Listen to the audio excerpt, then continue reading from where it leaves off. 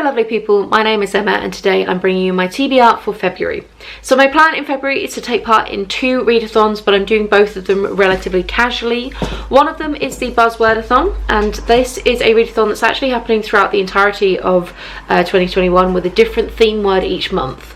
For February, the theme is colour, so it's any books that have a colour in their title, subtitle or by the author. The first book I want to read is Red Clocks by Leni Zumas. This is a kind of dystopian political novel which is about a world where abortion has been illegal, completely banned in America, and it's following a collection of different women and kind of their interactions with the process of either trying to have a baby or trying to not have a baby.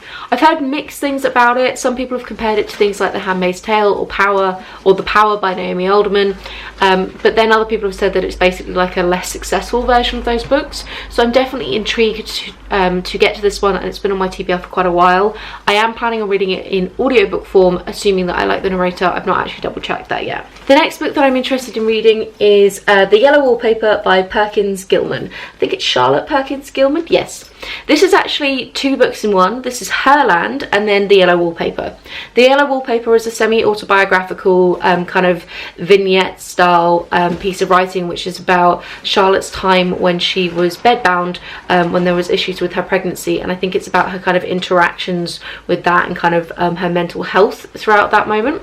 Herland is also a kind of, again, sort of dystopian future, but it's where women run things, and it's kind of this idea of like a utopia run entirely by women. Both of them are fairly iconic, like classic pieces of literature for modern classics. So whilst The Yellow Wallpaper is the one that I'm going to prioritise because it has yellow in the title, I am intending to try and get to both of them. And again, this has been on my shelf for a little bit of a while now, so it'll be really good to try and get to it. I'm hopefully going to read Silver in the Wood by Emily Tesh. This is 2 novellas, I believe. They're kind of a fantasy, speculative, quirky thing based on, I think, Nordic mythology, but I could be wrong about the exact route there, and both of them I believe have a kind of heavy gay romance going on in them.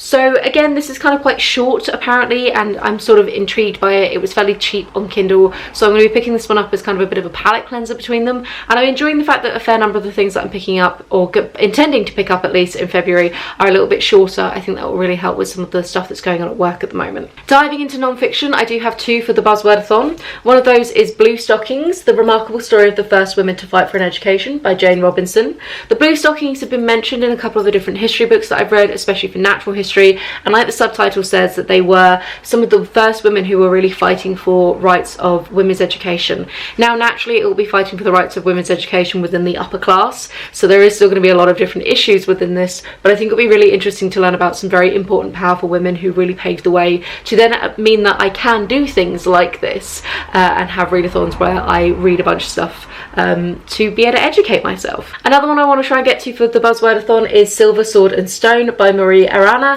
This is the history of Latin America, focusing on 3 different particular aspects, and in doing so is kind of doing a micro zooming in on a particular individual in a particular country within South America. So Silver is looking at commerce, Sword is looking at the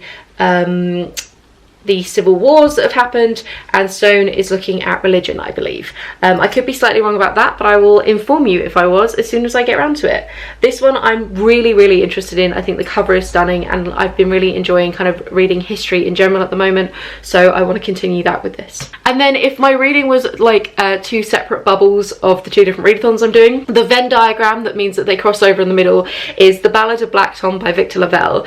This is a horror novella from a fantastic black author, which will lead me nicely into my BlackAThon TBR in a second. I don't actually know the plot too much about this one. I know it was a pick for the Gothlit book club a couple of months back that I did buy it for that, and then my reading just kind of went completely out the window that month, so I'm really excited to jump in and read it whilst we still have kind of spooky dark weather as well. But again, it's a novella, it's relatively short. So this is now leading me into BlackAThon. BlackAThon is a month-long readathon that is happening in all of February that is focused on black authors. There are teams, there are challenges, there is a lot of stuff going on with it, so I'll link one of the announcement videos down below from one of the hosts. I am not intending on taking part in any real meaningful way in terms terms of the teams and the challenges. I instead have just come to scan to my bookshelves and been like, right, what authors do I have, what books do I have from Black authors I'm really excited to read? And yeah, so we've got Victor LaVelle first. Then I'm going to take this as an opportunity to jump back in with the Rosewater series by Tade Thomspon. This is the second book. It is Insurrection, and this is a fantastic, really cool sci-fi set in Nigeria, and it's where the first book there was this big alien dome that landed, and it caused all sorts of funky stuff to do with people who had like latent psychic abilities. There was something to do with like a healing process going on. It was all very interesting. The book did a lot of like jumping around with timelines, so I'm intrigued to get back into this world and see what's going on. I know book 2 follows a completely different character to book 1, and I think is a little bit more linear, so it'll be interesting to kind of have a bit more of a progression of like a plot rather than doing a lot of the massive world building that was happening in book 1. I picked up Gingerbread by Helen Oyeyemi only a couple of weeks back now, and I really want to jump in with her writing. Helen Oyeyemi does some really kind of strange stuff with her writing. She kind of plays around with the structures of things, and I've had a very mixed response to her work. Gingerbread is based off of the Hansel and Gretel myth, I believe, or myth, fairy tale. What's the distinction between the two? Who can tell? So I am intrigued by this one.